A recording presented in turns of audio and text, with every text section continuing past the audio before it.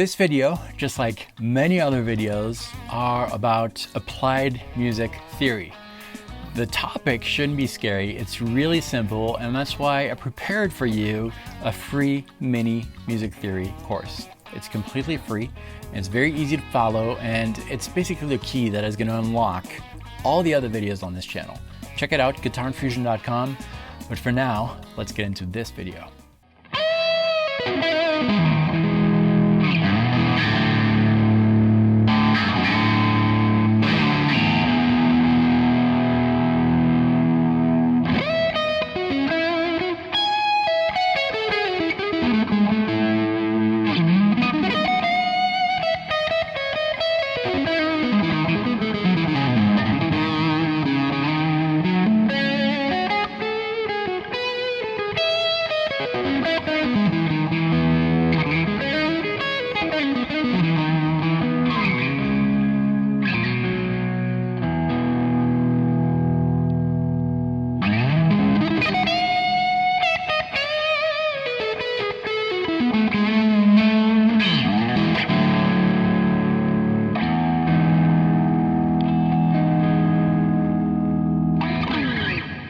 Arpeggios. We are going to talk about arpeggios today, but not the typical type of arpeggios that you might expect with the proper order of the notes. You know, 1, 3, 5, 7. We're going to skip some notes, but we're not really going to think about it. I'm going to show you how it's done. It's really easy. It only involves two shapes, and you can play basically any kind of arpeggios you want. Grab your guitar. That's coming up after this.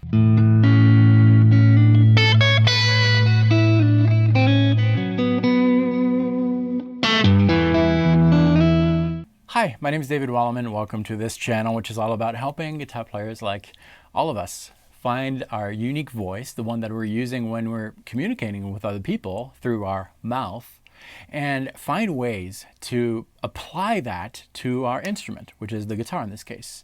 Oftentimes, players use this as a generator of music. It's not. This is your tool. This is your pencil. The music comes from inside. And today we're going to take a look at a way to bring out those emotions through some technical aspects of the guitar while still remembering that it's all about storytelling. It's all about what is inside. Those tools should not be used without that brain, mental, soul connection that you should have with your fingers. So all that said, what I'm trying to say is that as you're working through these exercises, always ask yourself, do I like this sound? What kind of emotion does it trigger? And if you want to use this, that's where you need to do the necessary work so that this sticks to your fingers. If you don't like the sound of this, forget it and move to something else. There are many, many things that you can develop on the instrument. There's no need, I think, to spend time on something that you don't like. All right, without further ado, we're going to talk a little bit about theory. It's always good to understand how these things work, and then we're going to apply that on our fingers. With our fingers. For this, we're going to consider that we are playing in a major scale. And from that major scale, we can extract different chords, different arpeggios, different shapes, different modes, but don't get confused. All of these modes are going to be seen in the context of that major scale that we're going to develop. Let's work in the key of C. It makes it easy. There's no flats or sharps. And if I take my C major scale, 7 notes, 1, 2, 3, 4, 5, 6, 7, I can build from each of these 7 notes some chords. And a traditional way of doing that is to take the first note, the one that you're working with, skip the next to the third, skip the next to the fifth, and skip the next to the seventh if we want to. But right now we're going to work with triads. Don't worry, we're going to get more complex, but those triads are essential for what's coming. So if we do that, we'll notice that we have a lot of similar triads within that major scale. If we start in C major and I harmonize, build triads on top of the 7 notes, I will have on the first note, which is C, I'll have a major triad, which is made of the first note of the scale. Skip the second to the third. Skip the fourth to the fifth. Okay, so we'll have that sound. 1, 3, 5. And it's a major third in this case. If we do the same thing from D, which is the second note of C major, we'll have what we call a minor triad. It's similar to the major one. The only thing that changes is that second note, which is the third, and it's a minor third. If we do that from the third, we'll have a minor triad too. From the fourth note, a major triad. The fifth, a major triad. The sixth, the minor triad. And the seventh, we have a diminished triad, which is a triad with a kind of like a minor one, but a diminished fifth, a flat five, okay? So we have these three types of triads that we're going to use. We're only going to use two for this. Then I want you to explore the others. The concept remains the same. The two triads that we're going to use are the major triad and the minor triad. And we find the major triad on the first, fourth, and fifth degree note of that major scale. And we find a minor triad on the second, third, and sixth degree. The seventh is diminished. That's what I want you to explore. I'll tell you more about it at the end of this lesson. I will help you out. But take a look at this concept. It's super easy and it's pretty awesome. Now there are a lot of different ways to play those triads. We're going to take this the Shreddy way. You know what I mean by the Shreddy way? I mean the way that you probably learned how to, your first sweeping lick that you may have learned. If not, I'll teach you, but it's this kind of thing. For the major one and the minor. You know, those sweeping shapes that are, you know, once we learn them, it's hard to forget them, and our solos kind of sound the same when we're sweeping, but not with this lesson. It's really going to help you out. But those are the shapes. Let me show you those shapes. To simplify things, because those shapes are built on the left side of the root, and we might run out of frets if we're doing it in a lower area of the fretboard. We'll take it an octave higher. We'll do that in C for now. So, and keep in mind that for these shapes, we are going to use the root on the fifth string. So C on the fifth string is going to be on the 15th fret. So just look at the shapes this time. That's all I want you to memorize here. We're going to start with the pinky here. It's, if you know the cage system, it's the C shape of the cage system because it looks like it has the characteristic of the open C chord. Root on the fifth string, chord happens on the left side. But here's that shape. We've got the pinky here for the root on the fifth string, 15th fret.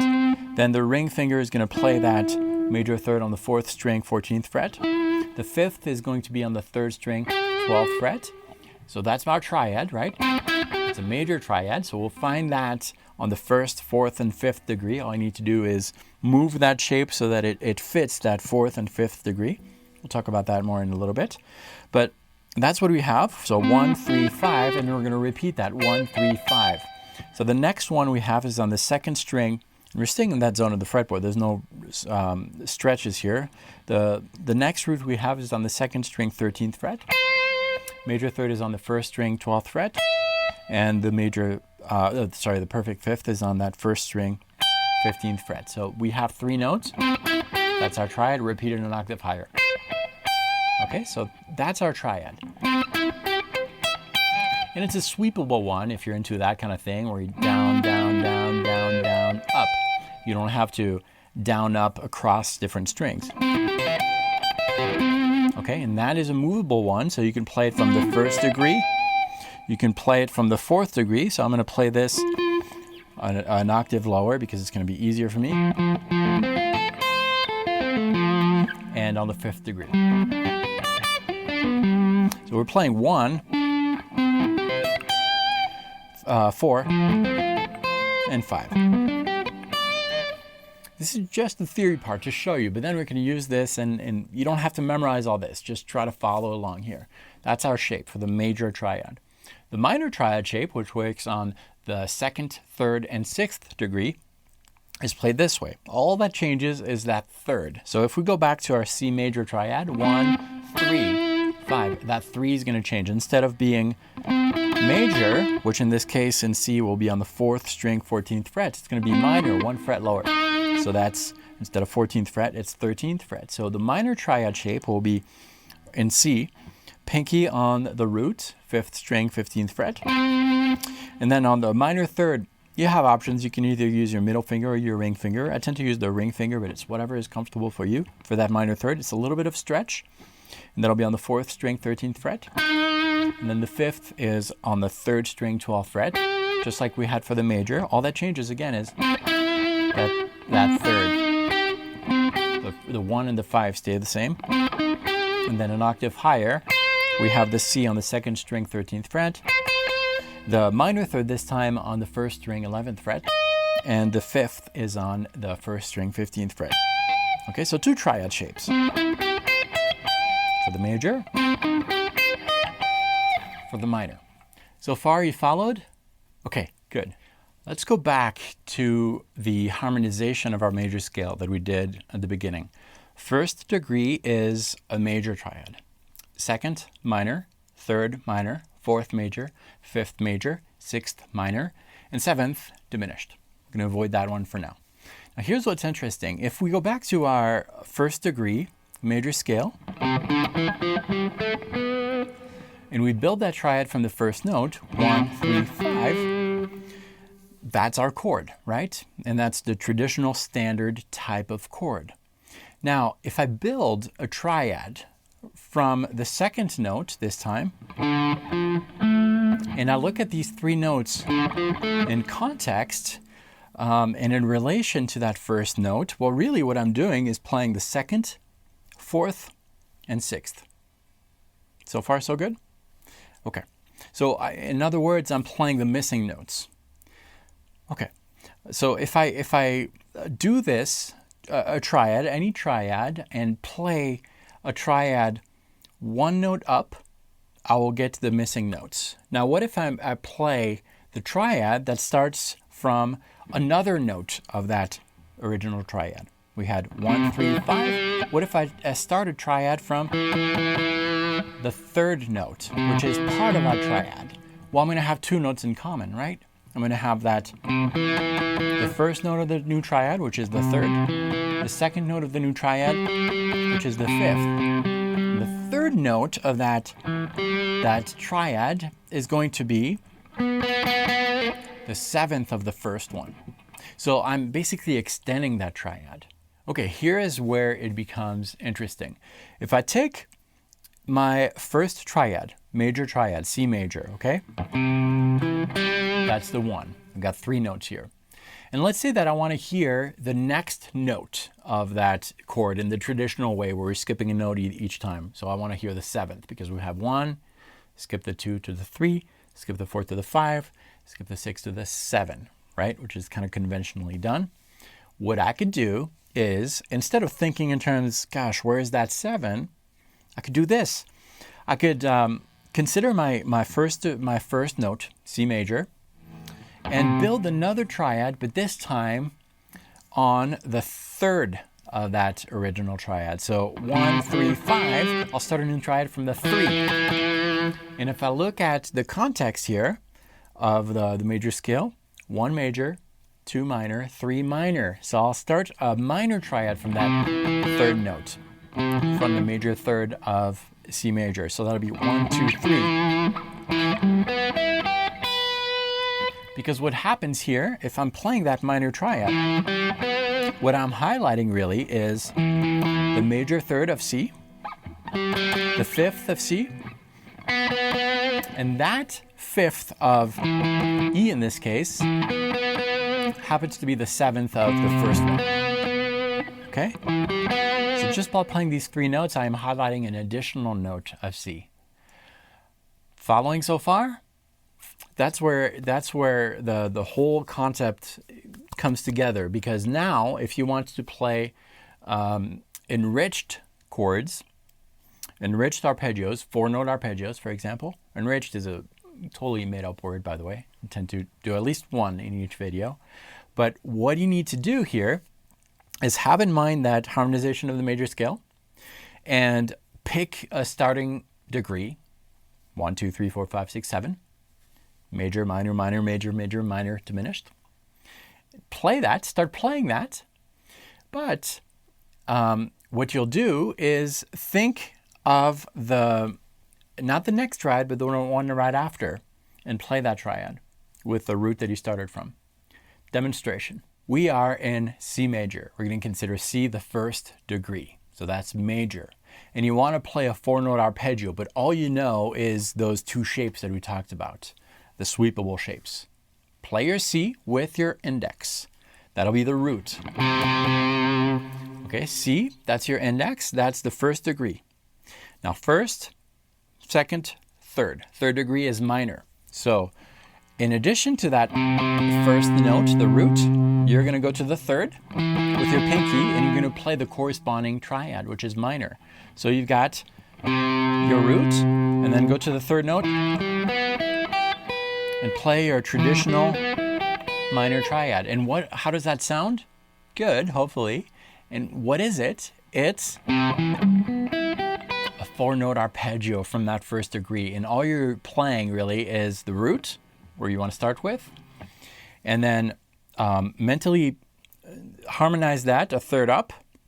So 1, 2, 3. 3 is minor, and play that minor triad there. And that's a C major 7 arpeggio.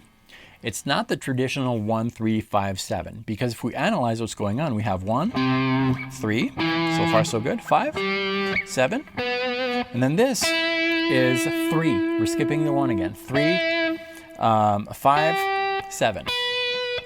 So that's what I meant at the intro of this video. It's not the traditional way, but it's a very useful way. Let's try that again. Let's say that we are we're playing an E Lydian, for example.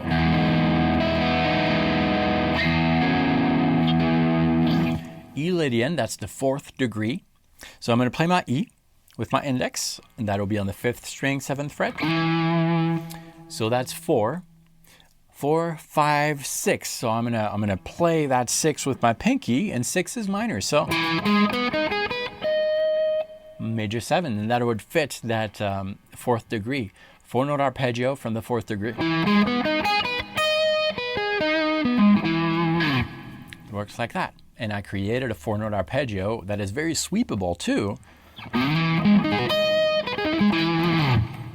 Very easily, just with one of these triad shapes. Let's try another one. Let's say that we are on the 2nd degree. Okay, Dorian context, we're in E Dorian. Okay, E Dorian, I've got my E, the root. Same thing here, 5th string, 7th fret. So that's 2, 2, 3, 4. 4 is major, so 2, 3, 4 major. I'll play that major triad shape with my pinky here. It's because I had 2, 3, 4. Right? That's the root there. That's a minor 7 arpeggio. Easy, right? Rewatch this several times, but it's really a simple thing to do when you're improvising. And that's kind of what I did at the intro of this video, where I was playing a few notes, a few chords. I covered that in a previous video, how I make my intros, a lot of open strings. Some melodic lines. And if I want to play an arpeggio, that's what I use.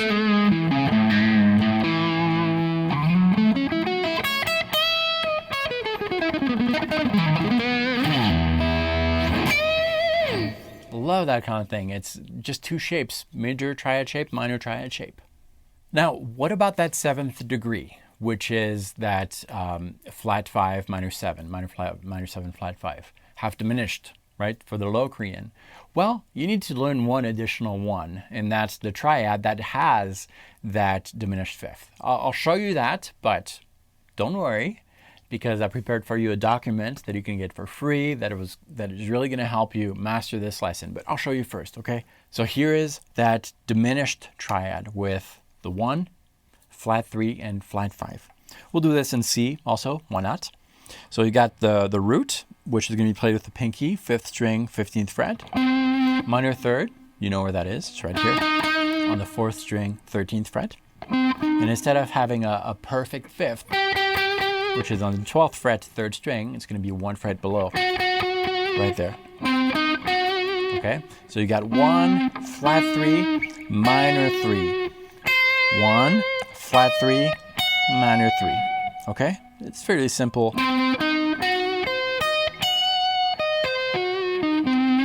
Just one more shape, and you can use it in the same way. So if, for example, you are on the 5th degree, that's Mixolydian, will be an E Mixolydian, and you want to play that arpeggio, well, you got your E on the 5th string, 7th fret.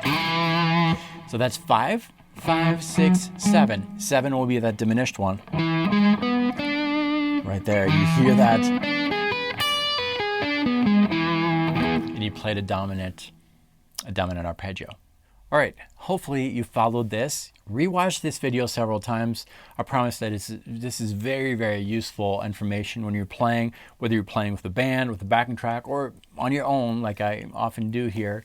It's very valuable, and it brings out some new types of sounds that are very comfortable to play with just 2 or 3 shapes if you decide to use that diminished triad.